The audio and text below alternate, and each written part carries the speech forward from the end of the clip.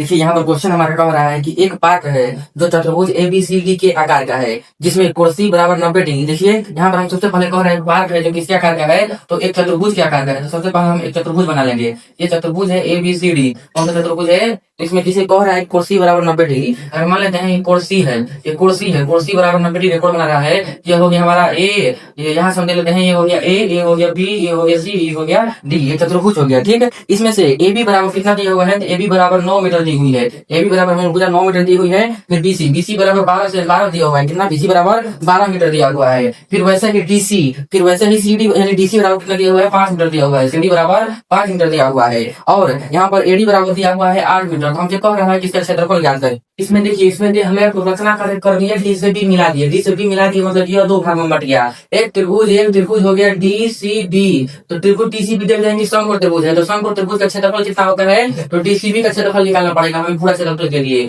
तो DCB का क्षेत्रफल हो जाएगा 1/2 गुणे B, यानी B का मान कितना? 12, गुणे S का मान हमारा हो जाएगा 5। तो यहाँ से कैंसिल करेंगे दूसरा का 12, यानी जो हमारा त्रिभुज DCB मतलब इसका जो हमारा क्षेत्रफल है कितना आ गया? तो 30 मीटर स्क्वायर। कितना आ गया? 30 मीटर स्क्वायर आ गया। क्योंकि अब हम त्रिभुज DAB में त्रिभुज DAB से निकालने के लिए पहले हम DB का मान ज्ञात करेंगे, तभी तो तीनों भुजाएं आएंगी। हमारा DA दिया हुआ है, AB दिया हुआ है, लेकिन DB नहीं दिया हुआ है। तो हाइपोटेनस से कोण स्क्वायर बराबर, क्योंकि त्रिभुज DCB जो है समकोण त्रिभुज है, तो कोण स्क्वायर यानी DB का स्क्वायर बराबर हमारा हो जाएगा कितना? तो BC का स्क्वायर आधार स्क्वायर BC का स्क्वायर प्लस DC का स्क्वायर, किसका? प्लस में DC का स्क्वायर प्लस DC का स्क्वायर हो जाएगा। ठीक, अब यहाँ से हम ज्ञात कर लेंगे ये। फिर देखिए, अब यहाँ से देखिए, जब इसको वर्ग, इसको स्क्वायर में हटाएंगे तो इधर वर्ग इसका वर्ग हो जाएगा। अब देखिए यहाँ से हम ज्ञात कर लेंगे BC का मान कितना दिया हुआ है? तो 12 का स्क्वायर होता है 144 प्लस यहाँ से DC का मान 5 दिया हुआ है, तो 5 का स्क्वायर होता है 25। यानी हमारा टोटल कितना आ जाएगा? तो अंदर 5 4 9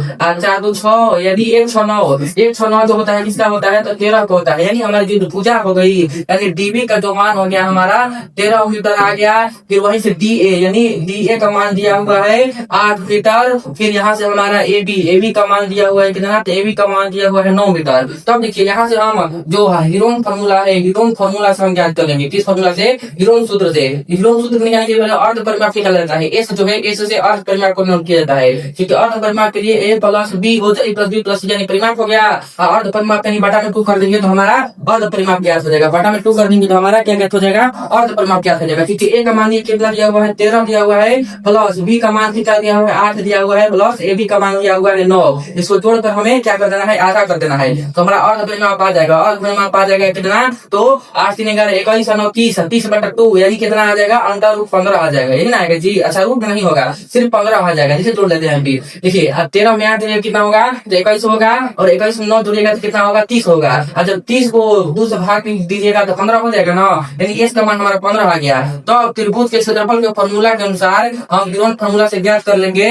तो इसका फॉर्मूला होता है S into under S minus A into S minus B into S minus C, यही होता है। ठीक, अब यहाँ से हम इसका वैल्यू पुट कर देंगे। यहाँ से देखिए, यहाँ से वैल्यू पुट करने पर S का मान कितना निकालना है? तो S का मान निकालना है 15। अब यहाँ से 15 माइनस A का मान कितना दिया हुआ है? 13 दिया हुआ है। फिर यहाँ से 15 माइनस B का मान कितना दिया हुआ है? 8 दिया हुआ है। फिर यहाँ से 15 माइनस C का मान कितना दिया हुआ है? तो 9 दिया हुआ है। अब यहाँ से डायरेक्ट निकाल लिया तो हमारा टोटल कितना आ जाएगा? देखिए यहाँ से हमारा आ गया 15 और गुणा 15 में से 13 हो जाएगा, बचेगा 2, और गुणा 15 में से 8 जाएगा, कितना बचेगा? तो 7 बचेगा। ये बचेगा जी, क्योंकि 8 प्लस 8 16 क्यों, यानी 7 बचेगा। फिर यहाँ से 15 में से 9 घटाएंगे, कितना बचेगा?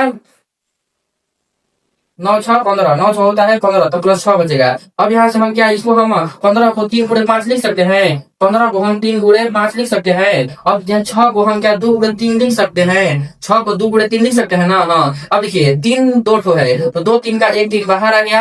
यहाँ पर 2 ठो है, 2 का 1 2 12 आ गया, अंदर ऊपर जाएगा हमारा 7 और 5 35, कितना हो जाएगा? 7 5 35, यानी 6 रूट 35, 6 रूट 35 हमारा इसका आ गया। अब टोटल हमें किसका ज्ञात करना है? तो हमें चूंकि चतुर्भुज का क्षेत्रफल ज्ञात करना है। किसका ज्ञात करना है? तो चतुर्भुज का। तो चतुर्भुज का क्षेत्रफल ज्ञात करने के लिए देखिए यहाँ पर चतुर्भुज का क्षेत्रफल ज्ञात करने के लिए क्या करेंगे हम? तो जो पहला हमारा त्रिभुज है DCB, जो त्रिभुज DCB है, चतुर्भुज का क्षेत्रफल ज्ञात करने के लिए त्रिभुज DCB का क्षेत्रफल प्लस के DAB का प्लस में डी ए बी का क्षेत्रफल हम जोड़ देंगे तो हमारा चतुर्भुज का क्षेत्रफल ज्ञात हो जाएगा। क्योंकि डी सी बी का क्षेत्रफल आ जाएगा कितना हमारा 13 प्लस डी ए बी का क्षेत्रफल आ गया हमारा 6√35। तो 6√35 यही हमारा जो आ जाएगा इसका चतुर्भुज ए बी सी डी का क्षेत्रफल ज्ञात हो जाएगा।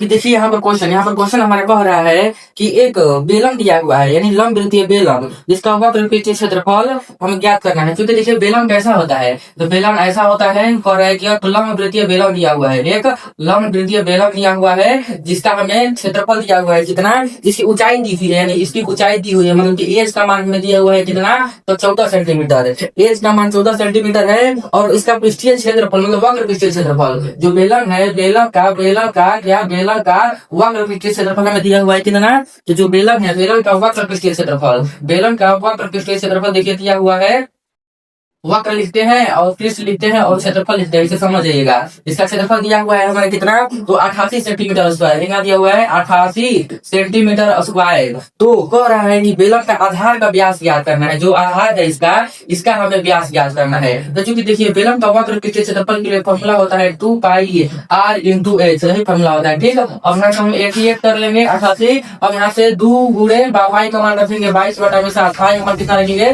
22/7 इंटू त्रिज्या, हमें त्रिज्या नहीं दिया हुआ है, त्रिज्या का मान क्या करेंगे, ऊंचाई का मान कितना दिया हुआ है, तो 14 सेंटीमीटर दिया हुआ है ऊंचाई, ठीक है। अब यहाँ से हम वैल्यू पुट कर लेंगे। अब 88 देखेंगे 7 से कटेगा कितने बार में, 2 बार में, 7 गुना के 14। अब देख रहे हैं कि 22 से कितने बार में कटेगा, 4 बार में कट गया, और 2 से कितने बार में कट गया, 2 गुना 4 बार में कट गया, और 2 से 2 कैंसिल हो गया, मतलब कि r का मान हमारा कितना आ गया 1। तो चूंकि कह रहे हैं हमें व्यास ज्ञात करना है, क्योंकि व्यास जो होता है त्रिज्या का दुगुना होता है, यानी d, हमें d ज्ञात करना है। तो व्यास जो होता है त्रिज्या का दुगुना होता है, यानी 2 गुणे 1 यानी 2 सेंटीमीटर जो होगा हमारा इस बेलन का व्यास हो जाएगा। करेक्ट आंसर है। क्वेश्चन हमारा क्या कह रहा है कि किसी शिक्षक को 40 सेंटीमीटर से निकट की वस्तु स्पष्ट नहीं दिखाई देती है, अर्थात कि हमारा जो v का मान होते दिया है, v का मान यानी -40 सेंटीमीटर दिया है, कितना v का मान -40 सेंटीमीटर, औसतन दिया है ना, अधिक की दूरी नहीं दिखाई देती है। तो अब देखिए फिर कह रहा है कि स्पष्ट दृष्टि की न्यूनतम दूरी पर किताब को रख कर पढ़ने के लिए उसे कितने क्षमता वाले लेंस की आवश्यकता होगी। तो चूंकि हमें पता है कि स्पष्ट दृष्टि की न्यूनतम दूरी u का मान हो जाएगा हमारा, स्पष्ट दृष्टि की न्यूनतम दूरी कितनी होती है, तो 25 सेंटीमीटर होती है, और u का मान मतलब प्रारंभिक वेग हमेशा निगेटिव होता है, लेंस उत्तल लेंस हो या अवतल लेंस हो, प्रारंभिक वेग जो है हमेशा निगेटिव होगा। अब यहाँ से हमें क्या ज्ञात करना होगा, क्षमता ज्ञात करने के पहले हम लेंस का फोकस ज्ञात करेंगे। क्योंकि लेंस की फोकस ज्ञात करने के लिए हमें लेंस सूत्र होता है 1/1 बराबर 1/v माइनस 1/में u। अब यहाँ से हम बारी बारी से वैल्यू पुट कर लेंगे। 1/v, v का मान कितना दिया हुआ है, तो 1/में -40 दिया हुआ है v का मान, फिर माइनस का चिन्ह, फिर 1/में u का मान कितना दिया हुआ है, तो -25 दिया हुआ है। यहाँ से हमारा 1/1 बराबर हो जाएगा -1 में कितना हो जाएगा, -1/40।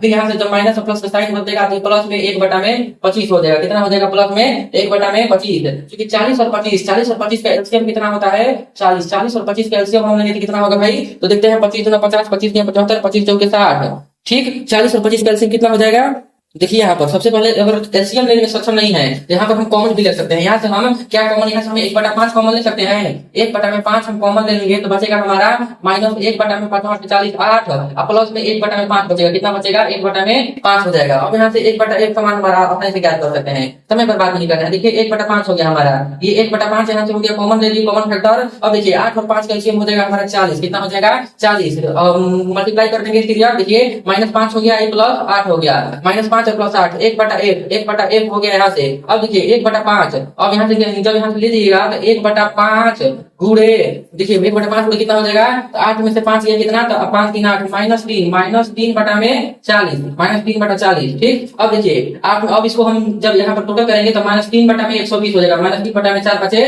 20 यानी 200, -3/200 हमारा एक का मान आ गया। क्योंकि हमें पता है कि लेंस की क्षमता हमें ज्ञात क्या करना है, तो हमें ज्ञात करना है भाई तो लेंस की क्षमता यानी P हमें ज्ञात करना है, यानी P जो है लेंस की क्षमता, ये जो क्षमता है हमें क्षमता ज्ञात करना है। क्योंकि लेंस की क्षमता बराबर फॉर्मूला होता है P बराबर 1/1, यानी जो लेंस की क्षमता होती है वो फोकस दूरी की व्युत्क्रम होती है, यानी 1/f हो जाएगा, लेंस की क्षमता 1/a में f हो जाएगा। अब यहाँ से हम जब यहाँ पर देखेंगे तो 1/f मतलब कि 1/में कितना f का मान दिया है, तो -3/200, -3/200। जब इसको हम काट कूट करेंगे तो हमारा हो जाएगा ये 200 चला जाएगा ऊपर, 200/3 हमारा जो है -3 करेक्ट आंसर हो जाएगा। लेंस की क्षमता इतनी होगी।